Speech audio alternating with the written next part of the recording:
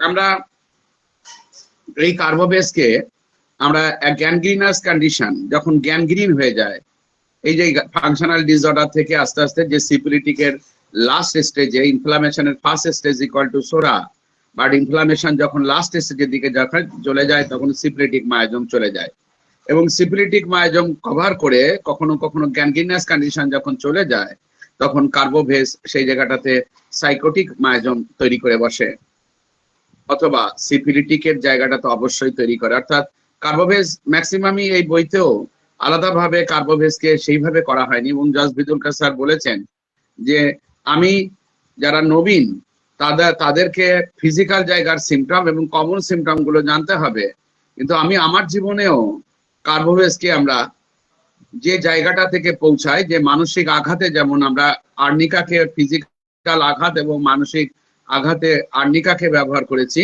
তেমনি কার্বোভেজ একটা very good medicine for মানসিক আঘাতের জায়গাটা। কিন্তু কোন জায়গাটাতে আর্নিকা, কোন জায়গাটাতে কার্বোভেজ, এই জায়গাটাকে কিন্তু বুঝে নিতে হবে। এবং তিনি বলেছেন যে খুব রেয়ার কেস পেয়েছি যেখানে কার্বোভেজকে তার মেন্টাল এবং ইমোশনাল লেভেল দিয়ে আমরা তাকে আলাদা করে আইডেন্টিফিকেশন করতে পেরেছি, বা সেটা ভেরি রেয়ার কেস, বা আপনাদের কাছে যেটা আসবে না এমন কিছু নয়, আসতেও তো পারে, তখন তো আপনারা ফেল হবেন। ঠিক এইভাবে তিনি কথাগুলো বলেছেন। কোথায় কি বলেছেন আমরা এবার পড়ার চেষ্টা করছি। আমরা মোটামুটি 1 ঘন্টা আমরা পড়বো। ইতিমধ্যে আমরা 10টা 20 থেকে আরম্ভ করেছি, আমরা 11টা 20 পর্যন্ত আমরা এই পড়াশুনো করব, তার বেশি আমরা পড়বো না, কারণ মানুষের খুব বড় করে ভিডিও করলে শুনতে অসুবিধা হয়। তাছাড়া একটা মানুষের তো কানের একটা শ্রবণ ক্ষমতা থাকা আছে, তাই আমাদেরকে খুব বড় করে কিছু করা মুশকিল হবে। তো আমি প্রথম থেকে আপনাদেরকে সুন্দরভাবে বলার চেষ্টা করছি। Carbo veg is a remedy. আপনারা যেখানে পাওয়ার পয়েন্ট প্রেজেন্টেশন করছে এখানটায় এই কথাগুলো লেখা রয়েছে, দেখুন। Carbo veg is a remedy which has been well described in our book. Carbo veg হচ্ছে একটা ওষুধ, ইন্ডিকেটেড ওষুধ, যেটা খুব ভালোভাবে ব্যাখ্যা আছে আমাদের বিভিন্ন রকম লিটারেচারে, মেটেমেডিক্যাল লিটারেচারে বা বইতে, specially in it's acute aspect, এবং তার যে অ্যাকুট অবস্থায়, অচির, অ্যাকুট মিনস অচির অবস্থায় কার্বোভেট বিশেষ করে আমরা কোথায় ব্যবহার করব, এটা সুন্দরভাবে সব বইতে লেখা আছে। One is unlikely to miss it, এবং তার জন্য আমাদের কোনো মিস করতে হবে না। সিমটম গুলো যদি ঠিকভাবে আমরা রপ্ত করতে পারি তাহলে আমরা কোনো মিস হতে হবে না আমাদের এই কার্বোভেজকে দিতে। Carbo veg, there are 3 primary characteristics which constitute the essence of carbo veg. কার্বোভেজের মূল যে থিম, এসেন্স মানে মূল থিম, কার্বোভেজের মূল থিমটা 3টে ক্যারেক্টারের মধ্যে রয়েছে। ফার্স্ট, প্রথম ক্যারেক্টার, যে উনি একটা জায়গায় সবসময় ব্যাখ্যা করেছেন first, second, third, fourth, but বাকি সেকেন্ড এবং থার্ড কোন জায়গাটায় তিনি বলতে ভুলে গেছেন, আমাদেরকে বুঝে নিতে হবে সেটা। তাহলে first, there is a general sluggishness, যে কার্বোভেজের যে মূল কথা, মূল থিমটা হচ্ছে স্লাজিসনেস, শৈথিল্য। একদম মূল জায়গাটা হচ্ছে যে স্লাজিসনেস, অর্থাৎ শৈথিল্য। স্লাজিসনেস হচ্ছে the main theme of the Carbo veg in general, of the কি স্লাজিসনেস of the organism, বিভিন্ন অঙ্গের মধ্যে, স্পেশালি ইন দ্য সার্কুলেশন, বিশেষ করে সংবহন তন্ত্রের মধ্যে, but also of the emotional and mind. দেখুন পরিষ্কার করে বলছেন, শুধু সার্কুলেশনের মধ্যেই কার্বোভেজ নয়। আমরা সাধারণভাবে যেটা ব্যাখ্যা করে বলি সেটাকে কার্বোভেজের যে শুধুমাত্র সার্কুলেশনের গন্ডগোলের কথাই বলি, বাট কার্বোভেজ যে sluggishness in the emotional and mind, কার্বোভেজেরও স্লাজিসনেস মনের দিকে এবং মাইন্ডের দিকে, অর্থাৎ ইমোশন অর্থাৎ আবেগ এবং মনের দিকেও দেখা যায়। This then is coupled with the coldness, মানে দ্বিতীয়টা, ওই যে তিনি 3টে ক্যারেক্টারটা তিনি বলেছিলেন, প্রথম ক্যারেক্টার হচ্ছে স্লাজিসনেস, দ্বিতীয় যে ক্যারেক্টার বৈশিষ্ট্য, থিমটা, এসেন্সটা, থিম মানে হচ্ছে এসেন্স, মানে মূল যে সুর বইছে সেটা হচ্ছে দিস দেন ইজ কাপেলড, তার সঙ্গে যুক্ত হয়েছে, অর্থাৎ স্লাজিসনেস এর সঙ্গে যুক্ত হয়েছে কোল্ডনেস, বোল্ড করে লেখা রয়েছে কোল্ডনেস, অর্থাৎ কার্বোভেজের মেন্টাল, ইমোশনাল এন্ড ফিজিক্যাল লেভেলে তাদের মধ্যে একটা ঠান্ডা ভাব দেখা যায়। কার্বোভেজ পেশেন্ট কখনোর জন্য উগ্র নয়। কার্বোভেজের মেন্টালিটি, কার্বোভেজের ইমোশনাল কখনোর জন্য তাদের উগ্র মানসিকতা নেই। মেন্টাল, ইমোশনাল এবং ফিজিক্যাল লেভেলে কার্বোভেজের মধ্যে সবসময় কোল্ডনেস কাজ করে, হুইচ রানস, যেটা ছুটে বেড়ায়, which runs throughout the body, সারা শরীরের মধ্যেও। এইটা যদি শরীরের মধ্যে আমরা বুঝি, তাহলে শরীরের মধ্যে একটা কোল্ডনেস দেখা যায়, and coldness of the breath, এবং নিঃশ্বাস প্রশ্বাসটাও তাদের ঠান্ডা। তাদের যদি আপনি নাকের কাছে এসে বাতাস নেওয়ার চেষ্টা করেন, দেখবেন যে সেটা কোল্ডনেস হচ্ছে যে coldness of the breath. But এই যে কোল্ডনেস অফ দ্য ব্রিথ, এই কথাটার মধ্যেই একটা বিশাল পরিমাণে কথা লুকিয়ে রয়েছে, যেটা আমরা বুঝতে পারি না। অ্যাকচুয়ালি যদি আপনারা গুগল সার্চ করে দেখেন যে কোল্ডনেস অফ ব্রিথ মানেটা কি, what is the meaning of the coldness of breath, আমরা মনে করি সাধারণভাবে যে কোল্ডনেস অফ ব্রিথ মিনস নাক দিয়ে যে নিঃশ্বাসটা বেরোয় সেইটাই হচ্ছে যে ঠান্ডা। But it is not a meaning, original meaning. Original meaning coldness of breath mean cold air causes the moisture in our breath to condense, ঘনীভূত করে into a teeny droplet of the water that appear like a small misty cloudy এই মিষ্টি ক্লাউডিনের মধ্যেও একটা বিরাট ধরনের কথা লুকিয়ে রয়েছে। তাহলে এই যে আমরা বলি যে কোল্ডনেস অফ দ্য ব্রিথ মানে নিঃশ্বাস প্রশ্বাসের ঠান্ডা, এটা নয়। যখন এই যে কার্বোভেজের ভিতর থেকে যে নিঃশ্বাসটা আসছে, আপনারা জানেন যে বডি টেম্পারেচার থাকে আমাদের 98.4 ডিগ্রি ফারেনহাইট, অর্থাৎ প্রায় 37 ডিগ্রি সেলসিয়াস। তাহলে ব্রিথটাতে যখন এই যে ব্রিথটা যখন আসছে, আমরা জানি যে আমাদের যে পরিচলন, বৃষ্টিপাত যখন হয়, আমরা যখন দেখি যে আমাদের ক্ষেত্রে পরিচলন যখন বৃষ্টিপাত হয় কোনো গ্রীষ্মপ্রধান দেশে, পুকুর, নদী, নালার উপরে জলে যখন আমাদের প্রচন্ড রোদ পড়ে, সেটা সেখান থেকে বাতাসটা হালকা হয়ে যায় এবং উপর দিকে উঠে যায়, এবং তার সঙ্গে সঙ্গে বাতাসে উঠে যাওয়ার সময় পুকুর, নদী, নালা থেকে জল উপর দিকে তুলে নিয়ে যায়, অনেক দূরত্বে যায়, যাওয়ার পরে ঠান্ডা হয়ে জলকণাতে ওইগুলো ভাসতে থাকে, বিভিন্ন ধূলিকণাতে আরো ঠান্ডা হয়ে তারপরে জলকণা ভাবে পড়ে। শরৎকালে যখন মাটির নিচের দিকে, যখন ভূপৃষ্ঠ প্রচন্ড উত্তপ্ত হয়, তারপরে যখন কোনো বস্তু থেকে বিকিরণ পদ্ধতিতে ভূপৃষ্ঠ থেকে যখন উত্তপ্ত হয়, ঠিক সেইভাবে তারা ছাড়তে থাকে এবং ভোরের দিকে বাতাস বায়ুমণ্ডলের তুলনায় ভূপৃষ্ঠের কাছাকাছি জায়গায় 1.5-2 ফুটের মতন জায়গায় দেখা যাচ্ছে যে হিমাঙ্কে, শিশিরাঙ্কে নেমে আসে টেম্পারেচারটা, তখনকার বাতাসগুলো ওখান থেকে জমে শিশির জন্মায়। ঠিক সেইভাবে তাদের যে কোল্ডনেস অফ দ্য ব্রিথ, এই কথাটার মানে হলো যে cold air causes the moisture, ঠান্ডা বাতাস কি হয়, যে ময়েশ্চার অর্থাৎ জলীয় বাষ্প ইন আওয়ার ব্রিথ, আমাদের ব্রিথে তৈরি হয়, টু কনডেন্স, ঘনীভূত করার জন্য, ইনটু টিনি, ক্ষুদ্র ড্রপলেট, মানে জলকণা of water, that appear like a small, সেটা একটা ছোট্ট, এন্ড মিস্টি ক্লাউডি, রহস্যজনক মেঘ। রহস্যজনক মেঘটা কাকে বলে? শরৎকালে যে মেঘকে রহস্যজনক মেঘ বলে। দেখা যায় মেঘের মধ্যে দেখতে পাচ্ছেন দৈত্য, দানব, পশু, প্রাণীর কেমন যেন প্রতিকৃতি তৈরি হচ্ছে। তাহলে ঠিক এই যে জিনিসটা তৈরি হচ্ছে ব্রিথের, যে কোল্ডনেস অফ ব্রিথের জন্য তাদের মধ্যে যে জলের আধিক্য দেখা যায়। Carbo veg is a psychotic medicine. Carbo veg is a psychotic medicine. আমরা প্লেন অর্থে বুঝি কার্বোভেজ ইজ এ সোরা, but Carbo veg is a psychotic medicine, very good psychotic medicine Carbo veg, because there is a জলের আধিক্য তৈরি হয়, নিঃশ্বাসের ওখান থেকেই তৈরি হয়, এবং সেইটাই তার ফুসফুসে যায়, এবং সেক্ষেত্রে শ্বাসকষ্ট তৈরি হয়। ঠিক যেমন ভাবে সে ক্রিয়েশনটা তৈরি করলো মুভিং সিমটম বা ক্লিনিক্যাল সিমটমে, ঠিক সেইভাবে যখন বাতাসের হিউমিডিটি 90% উপরে থাকে, তখন বাতাসে কেমন ভ্যাসকা ভাব থাকে, গায়ের ঘাম উঠতে চায় না, অথচ বৃষ্টি হয় না, কেমন যেন একটা জলীয় বাষ্প, এবং বাতাসের ঘামটা ওড়ে না, প্যাচপেচে ওয়েদার, কিন্তু 90% উপরে বাতাসে বা গায়ের ঘাম যাচ্ছে না, এই ঘামগুলো বারবার থাকে, এবং সেই ঘামগুলোর জন্য কি হয় যে তাদের বাচ্চাগুলোদের ক্ষেত্রে ঠান্ডা লেগে যায়।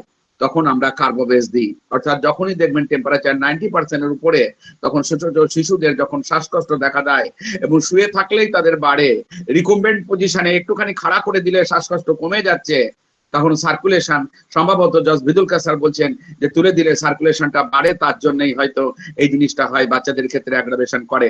It is a causation, but it is a psychotic. In this cases, this case is a Carbo Veg is a psychotic miasm. Coldness of the breath, of the nose of the phase of the extremity. This coldness, however, is accompanied the third criteria, the essence of the third essence of the carbo veg is accompanied by a strong desire to be fed. তাহলে কার্বো ভেজের যে তিনটে জায়গায় characteristic থাকতে হবে, যে তাদের সবকিছু স্লাজিসনেস in of the organism গুলো, specially in the circulation, also in the sluggishness of the emotional and the mind. তাহলে যদি মাইন্ড এর ক্ষেত্রে স্লাজিসনেস হয়, তাহলে ইনডিফারেন্ট তৈরি হয়, উদাসীনতা তৈরি হয়, এবং সেটাও অক্সিজেনের ডেফিসিয়েন্সির জন্য হতে পারে। দ্বিতীয় জায়গায় হচ্ছে coldness is all the part of the body and also the coldness of the breath. That is ব্যাখ্যাটা একটু আগে যেটা দিলাম, যে কোল্ডনেস অফ দ্য ব্রিথ মানেটা কি, সেই জায়গাটা coldness of the nose, coldness of the breath, coldness of the face, coldness of the extremity. This coldness, our third criteria, this coldness however is accompanied by a strong desire to be fanned. প্রচন্ড রকম আকাঙ্ক্ষা থাকে পাখার বাতাস নেওয়া, এবং সেটা খুবই নিকট থেকে, খুবই ভায়োলেন্টলি। এই যে জায়গাটা কার্বোভেজের এই জায়গাটা বাইরে থেকে বাতাস নিলে কি সার্কুলেশনে অক্সিজেন বেশি ঢোকে?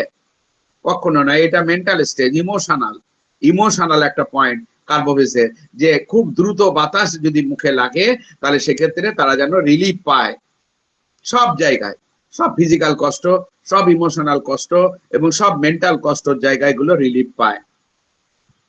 ইন কার্বোভেজ দ্বিতীয় প্যারা প্রজেক্ট আপনারা দেখুন, যে দ্বিতীয় যখন পাওয়ার পয়েন্ট প্রেজেন্টেশন দেখাচ্ছে তার দ্বিতীয় যে para, in carbo veg it is frequently the case that the health is affected by the shock of an acute illness.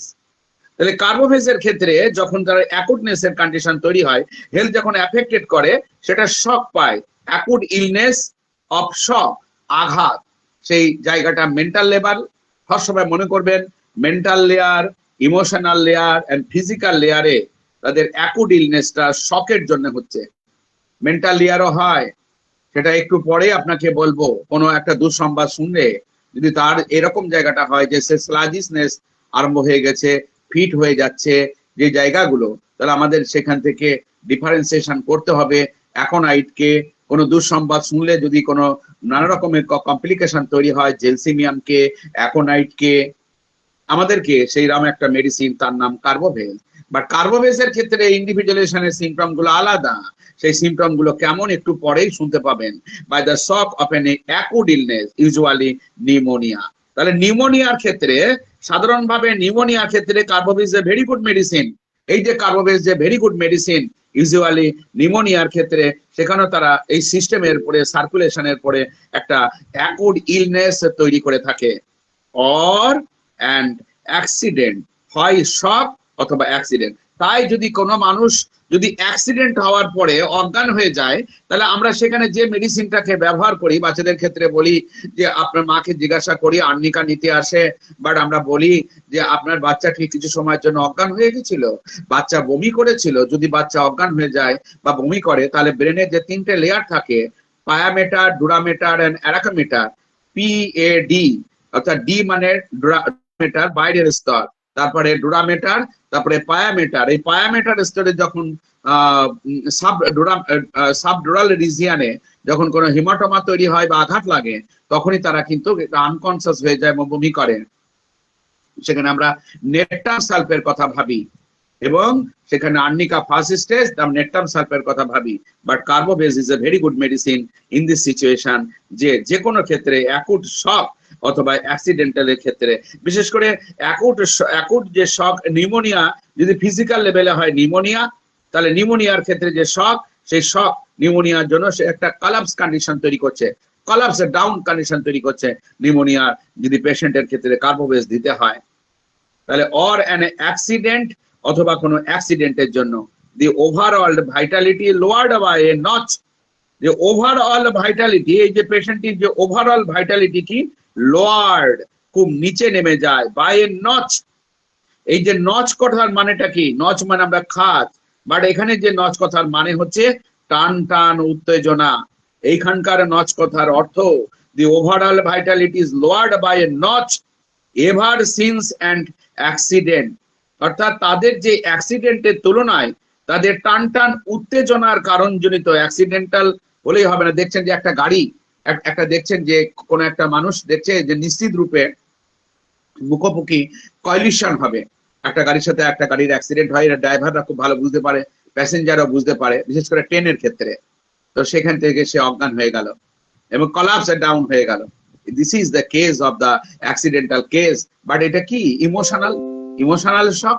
তাহলে সেই ক্ষেত্রে কলাপস ডাউন, না পালস, কিচ্ছু পাচ্ছেন না, পালস নেই, একদম একদম কোল্ড হয়ে যাচ্ছে বা ঠান্ডা। যেই আপনি ওকে খুব দ্রুত বাতাসে দিচ্ছেন, চোখে জল দিলেন, তারপরে বাতাস দিলেন, খুব দ্রুত বাতাস যখন দিলেন তখনই তার কিন্তু জ্ঞানটা ফিরে যাচ্ছে। এই যে তিনটি জিনিস, একটা হচ্ছে স্লাজিসনেস, একটা coldness and desire to be fanned, all the physical, mental and emotional level. But in accidental case, এই অ্যাক্সিডেন্টাল কেস কি ভাইটালিটি লোয়ার্ড হচ্ছে by a notch, NOTCH। Notch মানে এখানে খাস নয়, খাচ নয়, নজ মানে এখানে টান টান উত্তেজনার কারণের জন্য কোনো ভাইটালিটি সাডেনলি ফল ডাউন করে যায়। সিন্স অ্যান অ্যাক্সিডেন্ট, কোনো অ্যাক্সিডেন্টে, thus arnica is not always the appropriate remedy for this situation। এই জায়গাটাতে আর্নিকা দিলে কাজ করবে না। যদিও বা আমরা আর্নিকাকে মানসিক আঘাত এবং শারীরিক আঘাতের ওষুধ বলি, বাট শারীরিক আঘাত নিশ্চিত রূপে আর্নিকা হয়, এক্সট্রাভেসেশন অফ ব্লাড। বাট মানসিক আঘাতেও আমরা আর্নিকা ব্যবহার করি কোন জায়গাতে, যেখানে সেই মানসিক আঘাতের পরে বলা হচ্ছে তুমি কেমন আছো, আনকনসিয়াস মাইন্ডে বলছে আমি ভালো আছি, অথচ তার অটোমেটিক প্রস্রাব বেরিয়ে যাচ্ছে, পায়খানা বেরিয়ে যাচ্ছে অসারে, এবং the part which is lie down is seems very hard, and all part of the body feels the lameness, soreness and lameness all over the body, soreness and lameness all over the body, and on which he lies it feels very hard. This is the arnica।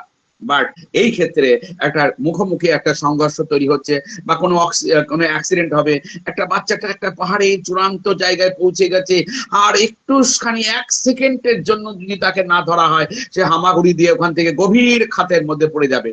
যদি এরকম situation কেউ দেখে এবং অজ্ঞান হয়ে যায়, ইট is not A arnica, it is the medicine is কার্বো veg. টান টান উত্তেজনা যুক্ত কোনো অ্যাক্সিডেন্টাল কেস যখন হয় ইমোশনাল লেভেলে, তখন আর্নিকা কাজ করে না, তখন সেই জায়গাটার মেডিসিনের নাম কার্বো ভেজিটেবিলিস।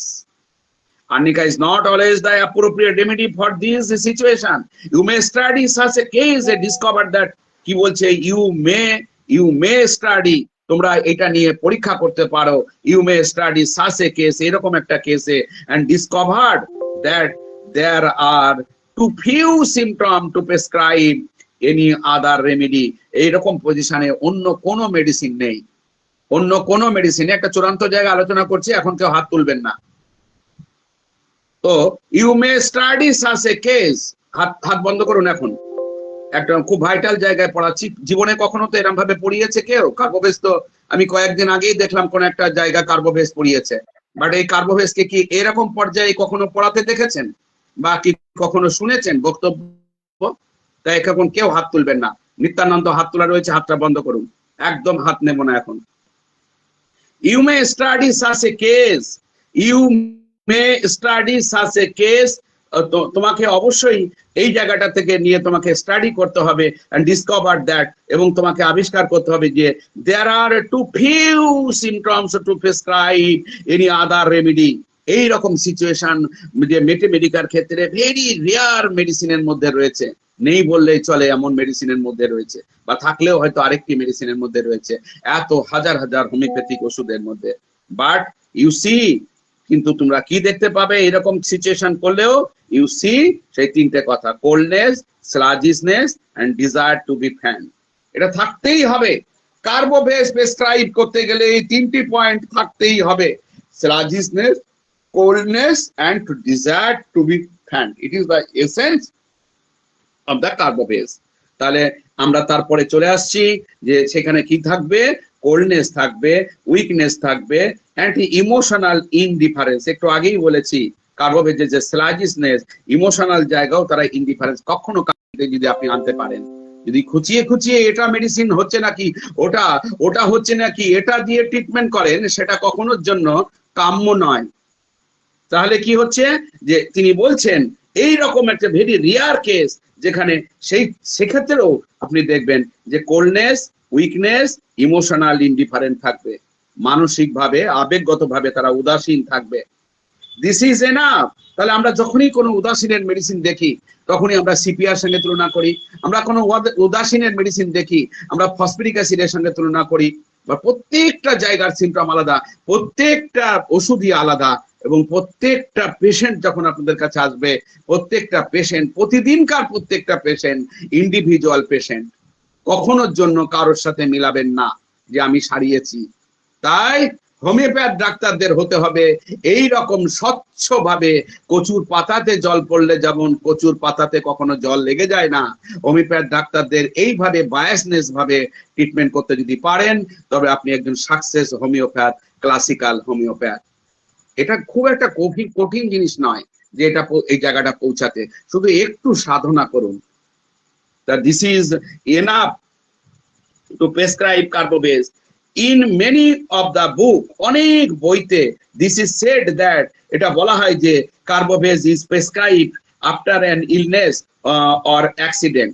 কার্বোভেজ অনেক বইতেই পাবেন যে Carbo veg is prescribed after an illness, যে কোনো একটা অসুস্থতার ক্ষেত্রে অথবা অ্যাক্সিডেন্টের ক্ষেত্রে। বাট এই যে কোর জায়গাটাকে কখনো কেউ ব্যাখ্যা করে বলতে পেরেছে? সেটা জর্জ ভিদুলকাস স্যারও সেই কথাতে উল্লেখ করছে আপনাদেরকে indirectly. But one should not develop, কিন্তু একজন শুড নট ডেভেলপ, কেউ কখনো ডেভেলপ হতে পারবে উচিত নয় এ রুটিন অফ দিস। সবসময়ের জন্য একটা রুটিন করে নেবেন না, প্রত্যেকটা পেশেন্ট আলাদা। আমি যেটা বলছি, যেটা করছি, যেটা বলি, যেটা বক্তব্য দিই, সেই বক্তব্যগুলোই হচ্ছে জর্জ ভিদুলকাস্টের বক্তব্য। আমি যখন যেটা বলি, করি বা বাস্তব জীবনে করি, সেটাই জর্জ ভিদুলকাস স্যার তার কথাতে লিখে গেছেন। তাই আমাকে কখনো কোনো নোট মুখস্থ করতে হয় না। তো if the patient is warm blooded, প্রত্যেকটা সময় মেটেমেডিকার প্রত্যেকটা ওয়ার্ড আপনাদেরকে ভোগাবে, কষ্ট দেবে। এই ওয়ার্ম ব্লাডেড মিনস কি? ওয়ার্ম ব্লাডেড মিনস উষ্ণ রক্ত, নট এ হট পেশেন্ট, কিচ্ছুই না। Worm blooded means empathy. আমি প্রথম আবিষ্কার করেছি মোটামুটি আমার গুরুদেবদের মধ্যে থেকে যে what is the meaning of worm blooded. Percentage of warm blooded means not as a hot patient. Warm blooded means empathy. তাহলে কার্বোভেজের মেন্টালিটি খুঁজতে গেলে কার্বোভেজের মধ্যে পাবেন ইনডিফারেন্ট, কার্বোভেজের মধ্যে পাবেন warm blooded, that is the empathical patient carbo veg. But কি সুন্দরভাবে ব্যাখ্যা করে বলছে দেখুন George Vithoulkas sir. If the patient is warm blooded and the vital but suffer from problem since experiences shock. খুবই কি ভালো আছো রাম স্যার? ভালো আছেন? ডক্টর কুরবান আলী ভালো আছেন? যে মানুষগুলো এইভাবে সবসময়ের জন্য একটা মানুষ আর একটা মানুষকে এই উষ্ণ অভিনন্দন করে, সেটা হচ্ছে Carbo veg. But if the patient is warm blooded and vital, খুবই জীবনী প্রাণবন্ত এবং অন্যদের উষ্ণ অভিনন্দন করে, বাট যখন সাফার ফ্রম প্রবলেম সিন্স এক্সপিরিয়েন্সের শক, কিন্তু যখনই তারা কোনো কষ্টতে ভোগে তখন তারা শক পায়, সেটা physical level, mental level and emotional level. Do not give carbo veg. তাহলে আমরা যখনই সাম প্রবলেম সিন্স এক্সপিরিয়েন্সের shock, do not give carbo veg. কার্বোভেজকে কখনোই তখন শক পেলেই কার্বোভেজকে দিতে পারবো না। কার্বোভেজকে দিতে গেলে কি করতে হবে? Sluggishness, coldness and desire to be fanned, এই তিন কথা যদি না থাকে তাহলে কখনো কার্বোভেজ দিয়ে কাজ করবে না। প্রথমেই বলে দিয়েছেন, number 1 sluggishness, number 2 coldness, number 3 desire to be fanned যদি না থাকে, এরকম অ্যাক্সিডেন্টাল কেস বা শক কোন ইলনেসের ক্ষেত্রে সেখানেও কাজ করবে না। মুখোমুখি গাড়ির সংঘর্ষ দেখছে কিন্তু সে অত্যাশ্চর্য ভাবে বেঁচে যায়, বা আদৌ হয়তো দুজনে এমন ভাবে ব্রেক কষেছে যে মুখোমুখি গেছে, বাট ওই দৃশ্য দেখে সে অজ্ঞান হয়ে গেছে, বাট সেখানেও তাদের যে ব্রেনটা sluggishness, all the brain faculty that is the circulation, mental, emotional, সব জায়গায় sluggishness and coldness and desire to be fanned, এই তিনটে জিনিস না থাকলেও তখন কার্বোভেজ, যেখানে নিশ্চিত রূপে আর্নিকা মনে হয়েছিল বাট কার্বোভেজ, কিন্তু কার্বোভেজ তখনই হবে যখন এই তিনটে থাকবে। আর যখন আর্নিকা হবে তখন কি হবে? তুমি কেমন আছো, হাড় গোড় ভেঙে গেছে মাথার, আমি ভালো আছি। অথচ অসাড়ে পায়খানা, অসাড়ে পেচ্ছাপ করছে, আর যে জায়গাটা পরে শুচ্ছে সেই জায়গাটা শক্ত ভাবছে, আর soreness and lameness all over the body. This is the case of arnica. But আমরা যখন তখন আঘাত লাগলেই আমরা নেট্রাম সালফ দিই, বাট নেট্রাম সালফ বললেই নেপটান সালফ নয়, প্রিজুডিস করবেন না। Sulfuric acid is a very good medicine when the arnica is felt, but in hot cases. But in hot cases, when sulfur arnica is felt, but we try to the sulfuric acid. কোথায়? যখন কোন ব্রেনে আঘাত লাগার পরে তার লোকাসিটি বেড়ে যায়, তার লোকাসিটি বেড়ে যায়, তার ব্রেনের ফ্যাকাল্টি কমে যায়, সে নেট্রাম সালফের জায়গাটা হচ্ছে যে রিমোট জায়গায়, এবং সে কি ফরগটেন, ভুলে যাচ্ছে, মেমোরি দুর্বল হয়ে যাচ্ছে। তাই আমরা প্রিভেনশন হয়ে যাবে এই কথা ভেবে আমরা প্রিভেন্টিভ হিসাবে নেট্রাম সালফ ব্যবহার করি। বাট যদি কারোর কখনো এরকম নেট্রাম সালফ ব্যবহার করেনি বা হিস্ট্রি থাকে, নেট্রাম সালফ দেবো। বাট অ্যাসিড সালফ কোথায় দেবো? Arnica fail, but acid sulph, সেখানে সালফ্রিক অ্যাসিড কোথায় দেব? মাল খাওয়া বেড়েছে খুব, প্রচুর পরিমাণে বকবকানি বেড়েছে খুব। যেখানে দেখছে পেশেন্টটি মাল খেত না, এখন সে মাল খাওয়া ধরেছে। যে পেশেন্টটি বকবক করতো না, এখন তার মেনিয়াক্যাল কন্ডিশন তৈরি হচ্ছে। জানেন যে সালফ্রিক অ্যাসিড যে সোরিক মেডিসিন, একটাই অ্যাসিড আছে যেটা হচ্ছে সোরিক ম্যানিফেস্টেশন, তার মেনিয়াকাল বেড়েছে এবং মাল খাবার প্রতি প্রচন্ড আকাঙ্ক্ষা বেড়েছে। In this case after arnica you may try the sulphuric acid, and the best medicine is sulphuric acid. এইভাবে পড়তে হবে, তবেই আমরা একজন বিখ্যাত ডাক্তার হতে পারবো। যেখানেই হাত দেব সেখানেই পেশেন্ট সারবে। তাহলে এটা খুব একটা কঠিন জায়গা না। এই কথাগুলো লিখেছেন কি এল.কে. নন্দা স্যার। এল.কে. নন্দার কাছে পাবেন, এল.কে. নন্দার বইতে সালফ্রিক অ্যাসিডে দেখুন, সেখানে গাইডিং সিম্পটম লিখেছে when the arnica is failed sulfuric acid is indicated, but তিনি কিন্তু ব্যাখ্যা করে বলতে পারেননি। কিন্তু আমি আমার গুরুদেব ডক্টর পাল এর কাছ থেকে, দেখো আমাকে কোশ্চেন ধরেছিল, পারিনি, বাট আমি বলেছিলাম এই বইতে রয়েছে। কিন্তু কোন সিচুয়েশনে পেশেন্ট চোখের সামনে পেশেন্ট রেখে আমাকে শেখাচ্ছে। দেখো সুনির্মল, সালফ্রিক অ্যাসিড 10 mg দিয়েছে তাকে। তাহলে the sluggishness which affect the physical level also, the sluggishness which affect the physical level also characteristics the emotional pain. Emotional প্লেনেতেও স্লাজিসনেস আছে। আপনারা দেখুন, আপনারা পাওয়ার পয়েন্ট প্রেজেন্টেশনটা করা হচ্ছে। দ্য স্লাজিসনেস, এটা সেকেন্ড পারাতে প্রায় শেষের দিকে এসছি। The sluggishness which affect the physical level also characteristics the emotional plane. Also in emotional plane তাদের sluggishness. There is indifference. তার জন্য কি হচ্ছে? There is indifference. উদাসীন। The patient does not care. Patient কি does not care where he lives or dies. Patient জানেই না।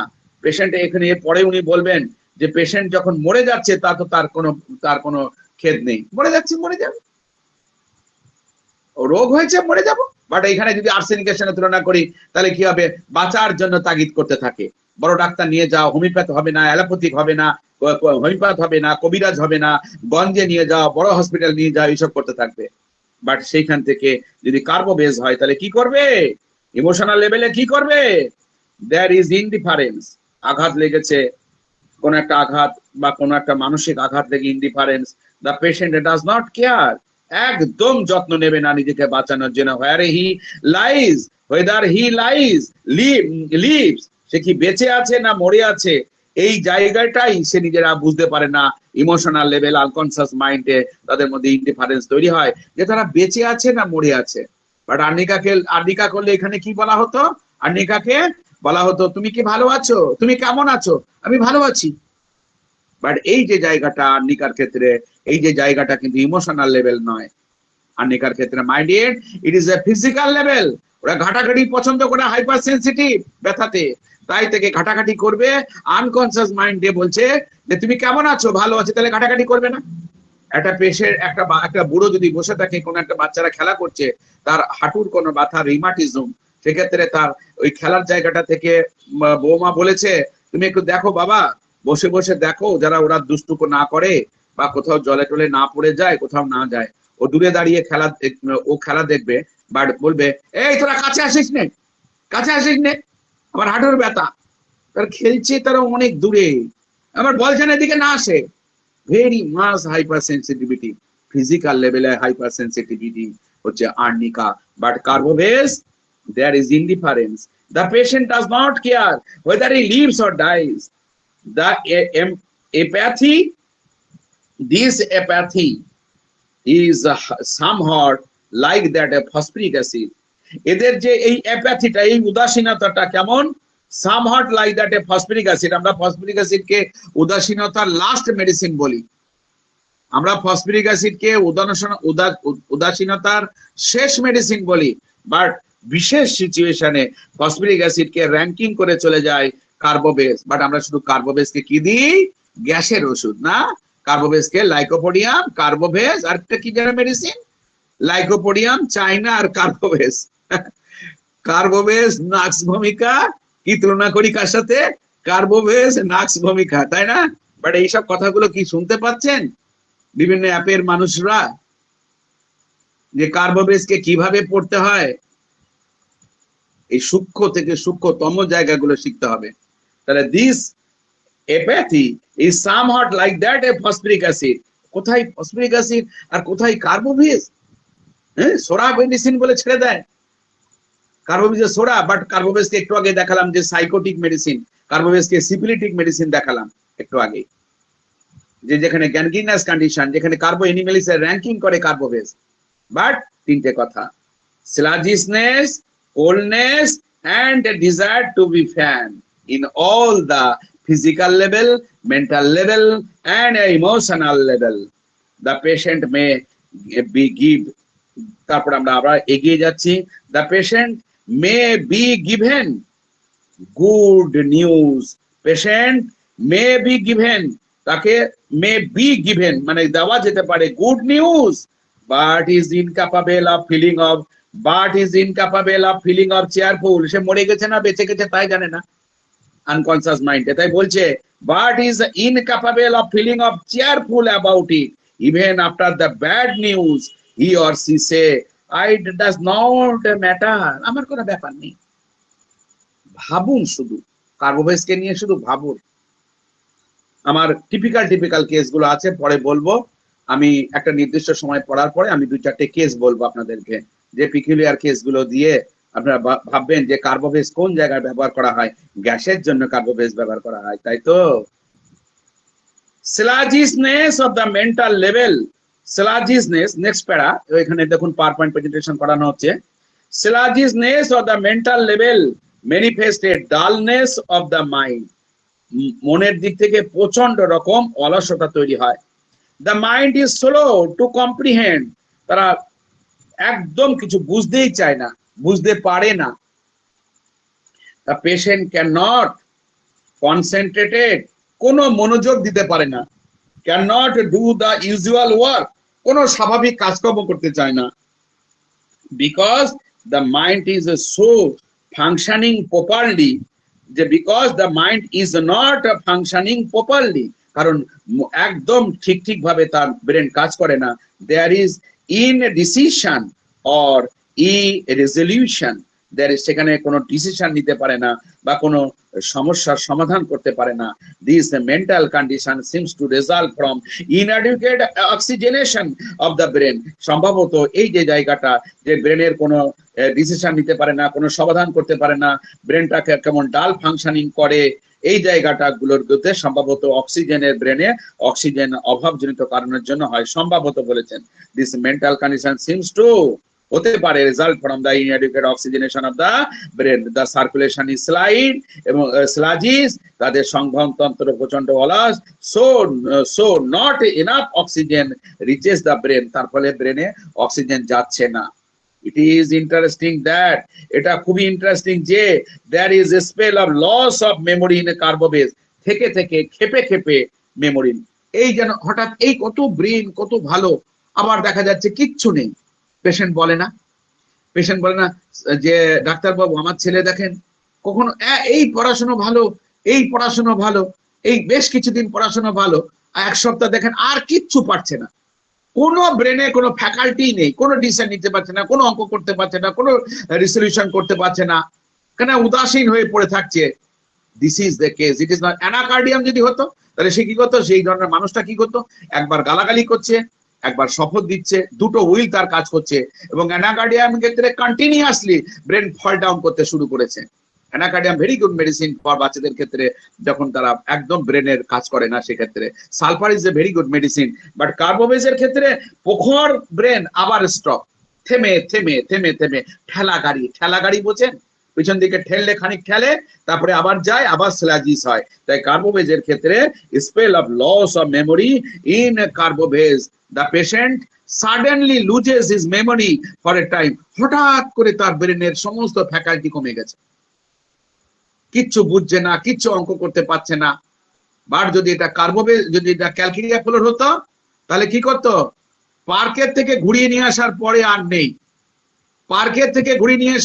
নেই এটা কন্টিনিউয়াসলি কিচ্ছু ব্রেনের ভিতরে নেই কারণ lack of concentration lack of attention এবং আনকনসিয়াস মাইন্ডে ক্যালকেরিয়া ফসের যে আমরা তুলনা করি আনকনসিয়াস মাইন্ডে তাদের মধ্যে একটা রিভলিউশন তৈরি করে ফ্যামিলির গার্জেনদের প্রতি রিভলিউশন যে আমার বাবা মা আমাকে একটু ভালোবাসে না তাহলে কি হবে পড়াশোনা করে আর স্কুল থেকে আসার পরে মাথা যন্ত্রণা স্কুল থেকে ব্রেনের পরিশ্রম করার পরে মাথা যন্ত্রণা স্কুলে কোনো ওয়ার্ক কোনো কঠিন কোনো পিটির ক্লাস বা কোনো যদি ভোকেশনাল কোনো কিছু ধান গাছ পাট গাছ লাগানো এমনও কোনো জায়গায় দেখবেন বড় মানুষ 11-12 ছেলেরাও করে বাড়ি থেকে এই যে প্রচুর পরিশ্রম করেছে বা মাঠে কোনো কৃষক কাজ করার পরে সন্ধ্যেবেলায় এসে পরে বলছে যে প্রচন্ড মাথা যন্ত্রণা করছে ইট ইজ এ সেই কৃষকের ইট ইজ এ ক্যালকেরিয়া ফস কিন্তু যদি ওই কৃষকের যদি কোনো একটা ব্রেনের কাজ থাকে এমন সাধারণত কৃষকের ব্রেনের কাজ থাকে না বাট যদি কৃষক যদি ব্রেনের কাজও করে ব্রেন কাজ করার পরে একবেলা ব্রেনের কাজ করে একবেলা চাষ করে বা কিছুটা ব্রেনের কাজ সেদিনটা ব্রেনের কাজ করেনি যে ফিজিক্যাল কাজ করেছে ফিজিক্যাল কাজ করার পরে যদি এনি এক্সারশনে মাথা যন্ত্রণা হয় it is a calcarea cup এইভাবে পড়তে অ্যাটারিওস্ক্লেরোসিস আইডিয়া বাট অ্যাটারিওস্ক্লেরোসিস উদাহরণ দিচ্ছে অ্যাটারিওস্ক্লেরোসিস মানে হচ্ছে hardening and thickness of the vein তাহলে এই যে যেমন thickness and hardening and thickness of the ব্রেনের যে জায়গাটা কার্বোভেজের যে আইডিয়া মেন্টাল এন্ড ইমোশনাল লেভেলে এই অ্যাটারিওস্ক্লেরোসিস এর মতন হয়ে যায় অর্থাৎ তার সার্কুলেশনটা কেন হচ্ছে না আমাদের বুঝতে হবে তো সার্কুলেশন কেন তুমি কেস বলবো একটু পরেই সার্কুলেশন কেন হচ্ছে না সার্কুলেশন কি হয়েছে তার মধ্যে কি অ্যালবুমিনের মাত্রা বেশি ব্লাডের মধ্যে হ্যাঁ অ্যালবুমিনুরিয়া হতে পারে আর কি তার মধ্যে অ্যাটারিওস্ক্লেরোসিস ব্যাপারটা থাকতে পারে যে ভেনগুলো ইলাস্টিসিটি কমে গেছে পুরু হয়ে গেছে ভেনগুলো শক্ত হয়ে গেছে আর কি তার ভিতরে থ্রোম্বাস ফর্মেশন করেছে অর্থাৎ নালীর ভিতরে কোনো ফ্যাট জমে ছোট হয়ে গেছে তার জন্য সার্কুলেশন হচ্ছে না কিন্তু এইখানে এই জিনিসটা কি হঠাৎ করে অ্যাটারিওস্ক্লেরোসিস আইডিয়া তৈরি হয় মেন্টাল লেভেলে কিরকম ভাবে দেখুন কার্বোভেজের মেন্টাল লেভেল দেখুন এই ওম্যান পাওয়ারপয়েন্ট প্রেজেন্টেশনে কালো অক্ষর দিয়ে দেখাচ্ছে এই ওম্যান একজন মহিলা may read in a magazine কোন একটা ম্যাগাজিনে পড়লো that butter is bad for health ব্যাস হয়ে গেল butter is bad for health মাখন শরীরের জন্য ক্ষতিকারক and she insist of these সে কি করবে ধরে রাখবে insist of this idea in a inflexible manner কিছুতেই তার আর এই জায়গাটা থেকে কোনো প্রকারে বাটার খেতে দেবে না সবার ক্ষেত্রে কি বাটার খারাপ যার একটা ইয়ং জেনারেশন একটা বাচ্চা বর্ধিত হচ্ছে ডেভেলপমেন্ট করছে তার ক্ষেত্রে বাটার খাওয়াটাই তো বেশি দরকার কারণ কার্বোভেজ খেলে কার্বোহাইড্রেট জাতীয় খাবার খেলে যে ক্যালোরি হয় 4.1 কিলো ক্যালোরি প্রতি 100 গ্রামে তো 4.1 কিলো ক্যালোরি, বাট একটা ফ্যাটের ক্ষেত্রে 9.1 কিলো ক্যালোরি 100 গ্রামের ফ্যাটের ক্ষেত্রে। তার এনার্জি পাবে, অল্প কিছু খেয়ে সে অনেক এনার্জি পাবে। ফ্যাট ভীষণ দরকার, ব্রেনের কোষগুলোকে সঠিকভাবে কাজ করার জন্য ফ্যাট দরকার। বাট মহিলা কি করবে, তার বাচ্চাকে কোনো সময়ের জন্য ফ্যাট খাবে না, তারকে অ্যাথারিওস্ক্লেরোসিস আইডিয়া তৈরি হয়ে থাকে, কিছুতেই নিতে পারবে না। There can be no exceptional to the rule, তার এই আইনের বাইরে আর কেউ যেতে পারবে না। মেন্টাল লেভেল এবং ইমোশনাল লেভেল সমান হারে সমানুপাতে সিমটম পাবেন না, কখনো কম পাবেন, কখনো বেশি পাবেন, কোনোটা বেশি পাবেন, কোনোটা কম পাবেন। বাট দেখতে হবে it is uncommon peculiar characteristic symptoms or is a essence symptoms of this medicine. তখন সেটার গ্রেডিং অনেক বেশি, মেন্টাল লেভেলের গ্রেডিংটা অনেক বেশি, তারপরে ইমোশনাল, তারপরে ফিজিক্যাল লেভেলে কেন যেটা বলেছেন।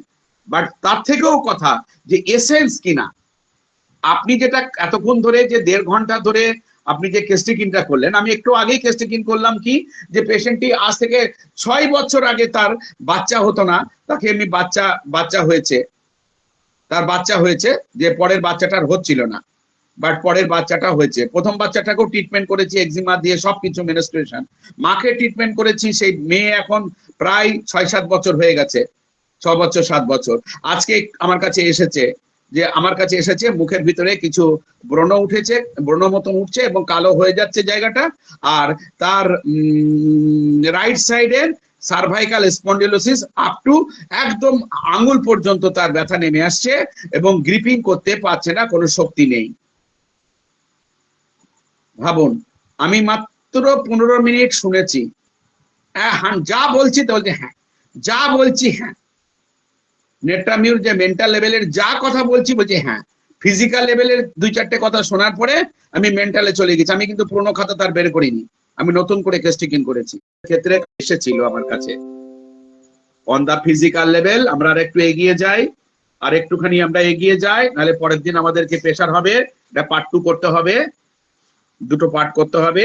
আর একটু এগিয়ে যাই, অন্তত পক্ষে আর একটা প্যারা এগিয়ে যাই। On the physical level Carbo Veg can affect any system. Carbo Veg physical level যে কোনো সিস্টেমের উপরে এর এফেক্ট করতে পারে, বাট কিন্তু its primary action are on the venous circulation. Venous সার্কুলেশনের মধ্যে ধমনী নয়, শিরার সার্কুলেশনের উপরে, এন্ড ডাইজেস্টিভ ট্র্যাক্ট, নিউমোনিয়া অথবা অ্যাজমা, এই জায়গাটা। একটা ছোট বাচ্চা সবেমাত্র ঠান্ডা লেগেছে 2-1 দিন, তার অ্যালার্জিক কন্ডিশন হয়েছে, ট্যাকিয়ার ভিতরে ইডিমাটাস কন্ডিশন হয়েছে, শ্বাসকষ্ট নিতে পারছে না, ইট is not A কার্বো veg. কার্বো veg এই পেশেন্টটি 5-7 বছর ধরে বাচ্চাটা ভুগছে অ্যাকুট বঙ্কাইটিস এর থেকে, তারপরে তার অ্যাজমাটিক কন্ডিশন চলে গেছে। আমি প্রচন্ড রকম শ্বাসকষ্ট আমি রুগী দেখেছি। আমি আরেকটু পরেই আপনাদেরকে কিছু কেস কথা বলবো, বাস্তব জীবনের কিছু, দেখে অবাক হয়ে যাবেন সেই কেসগুলো, কার্বো ভেজের কেসগুলো যেগুলো আমি সারিয়েছি। It becomes, আমি এই প্যারাটা শেষ করে আপনাদের কিছু কেস বলবো। It becomes indicated, এটা ইন্ডিকেটেড হয় when lung condition, যখন ফুসফুসের লাংয়ের যে প্যারেনকাইমা বা লাং, এটা ফুসফুসের মানে যে ফুসফুসের যেখানে ট্যাকিয়া বা বঙ্কাস বঙ্কিওল নয়, ফুসফুসের জায়গাটা বেশি কাজ করে লোয়ার লাংয়ের ক্ষেত্রে, লোয়ার রেসপিরেটরি ট্র্যাকের পরে, have progress to a fairly advance stage. Carbo ভেজের আমরা নিউমোনিয়ার যে পেশেন্ট আমরা ট্রিটমেন্ট করে থাকি, যখন বোল্যান্ডের নিউমোনিয়ার যে টাইপ অফ asthma হাঁপানি develop aggravated by lying down and relieved by vigorous fanning, যেই এই পেশেন্টটাকে শুয়ে রয়েছে অমনি বেড়ে গেছে, যেই তুলে নিয়ে রিকুম্বেন্ট পজিশনে অর্থাৎ অর্ধশয়ন অবস্থায় রেখে দিয়েছেন অমনি তার রিলিফ হয়ে যাচ্ছে, আর খুব জোরে জোরে বাতাস দিচ্ছেন মুখে, তাহলে ভালো হয়ে যাচ্ছে। এই বলে আমার বক্তব্য এখানে শেষ করলাম। 50 মিনিটের একটা ক্যাসেট দিলাম। আমি আপনাদেরকে নেক্সট দিন অর্থাৎ কার্বো ভেজের যে নেক্সট আরেকটা প্যারাতে পড়াতে হবে, বা যদি আপনারা আরো 2টো করি তাতে অসুবিধাটা কি, এক গাদা পড়িয়ে লাভটা কি যদি আমি গভীরভাবে জিনিসটাকে না বুঝতে পারি। তো আমরা এখানে পড়ানো শেষ করলাম এবং আমি কিছু কেস বলবো।